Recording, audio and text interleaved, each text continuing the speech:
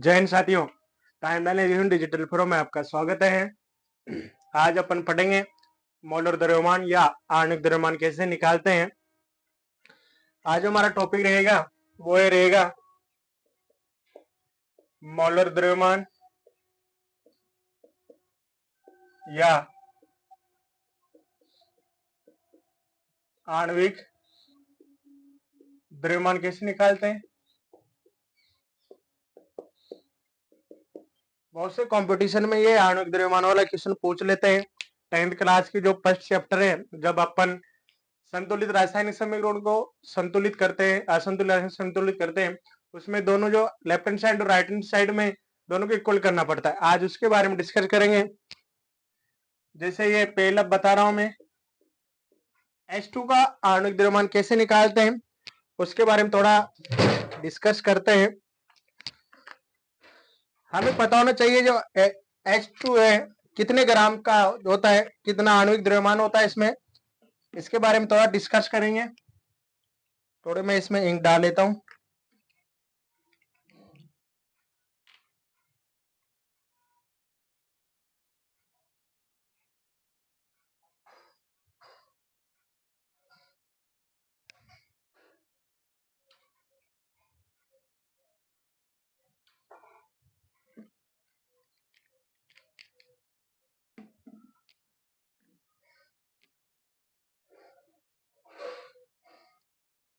देखो इधर जो H2 है इसका 2 into 1G plus 1 into 16G होती है। मतलब एक ऑक्सीजन जो होता है कितने ग्राम का होता है, 16 ग्राम का होता है।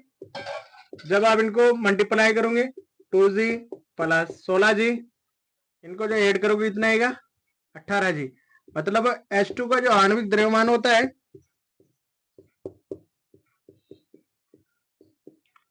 आणविक द्रव्यमान, या इसको क्या बोलते हैं अपन, मोलर द्रव्यमान भी बोल सकते हैं।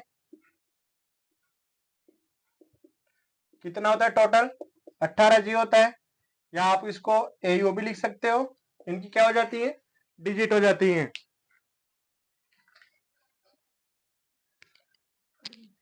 बना ले।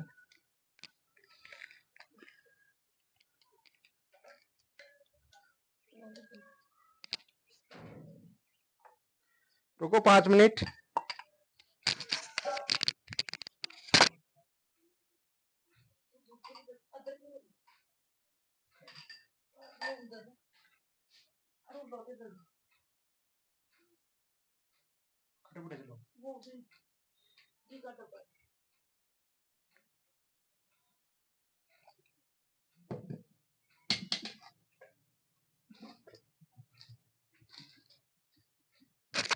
जो H2 का आणविक द्रव्यमान होता है कितना होता है, 18G होता है।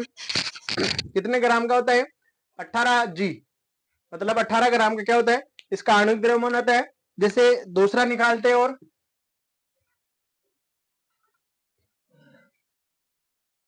जैसे मैं निकाल रहा हूं NaCl का।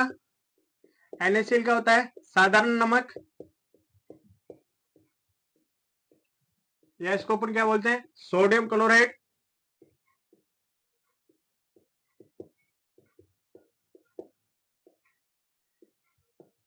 सोडियम क्लोराइड बोलते हैं। अब इसमें एक Na का होता है 23G, एक है प्लस 1 इंटू 35.5G। ये 35.5G जो होता है, ये एक क्लोरीन का वेट होता है। जो क्लोरीन गैस होती है कितने ग्राम की होती है, 35.5G की होती है। आप इसको मल्टीप्लाई करोगे 23G 35.5G, ये आएगी 55.5G। मतलब जो NaCl का जो आणविक द्रव्यमान होता है कितना होता है, यह होता है 55.5G होता है। जो 9th क्लास की जो फर्स्ट या सेकंड चैप्टर में होगा, ये जो एग्जामिनर पूछ लेते हैं H2 का आणविक द्रव्यमान कितना होता है, KCl का कितना होता है, उसके बारे में अपन डिस्कस कर रहे हैं। ये तो किसका हो गया, NaCl का मोलर द्रव्यमान कितना होता है, 55.5G होता है।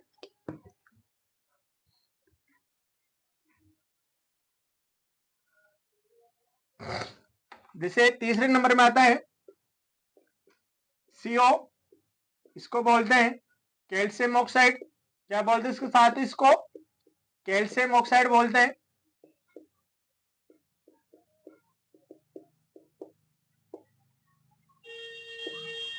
कैल्शियम ऑक्साइड बोलते हैं। जैसे एक कैल्शियम को होता है 40G प्लस 1 × 16G होता है। ये मेरे को मालूम कैसे होता है, क्योंकि मैंने इनको याद कर रखा है। जैसे कैल्शियम का कितना होता है, ये कैल्शियम का 40G होता है, ऑक्साइड का कितना होता है 16G होता है। अपन इनको मल्टीप्लाई करेंगे, ये तो बनेगा 40G प्लस 16G, 40 में 10 जोड़े 50, 50 से 56G।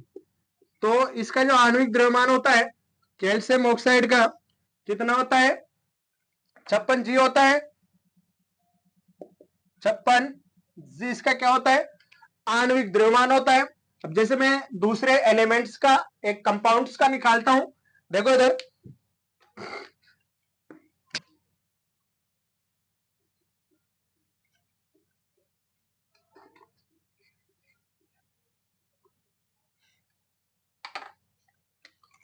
चार नंबर में देखो, ये MgCl2 है। MgCl2 का मतलब होता है मैग्नीशियम क्लोराइड।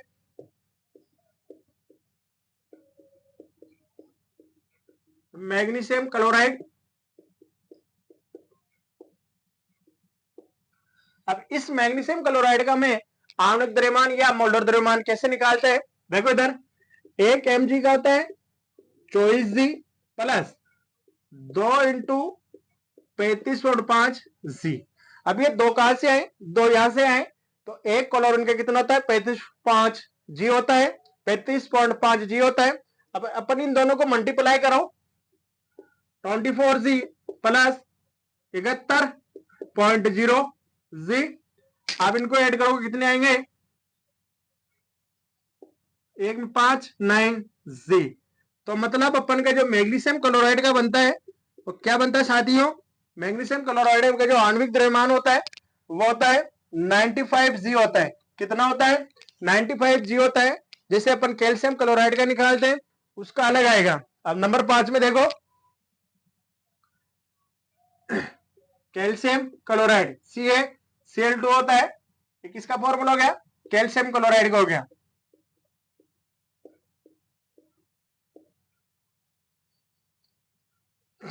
देखो इधर 1 × 40G प्लस 2 × 35.5G। अब आप इनको 40G प्लस 71.0 इनको ऐड करेंगे तो 11G 111.0G। तो इसको जो कैल्शियम क्लोराइड का जो आणविक द्रव्यमान होता है वो कितना होता है 111.0G होता है। एक बार जोड़ के देख लो, हाँ 111.0G आणविक द्रव्यमान होता है। ये थी मोलर द्रव्यमान के बारे में बेसिक जानकारी, कैसे निकालते हैं। कल इसकी मोलर द्रव्यमान की सेकंड क्लास हो रहेगी। आज के सेक्शन में इतना ही। सेक्शन पसंद आए तो लाइक कमेंट शेयर करें। जय हिंद साथियों।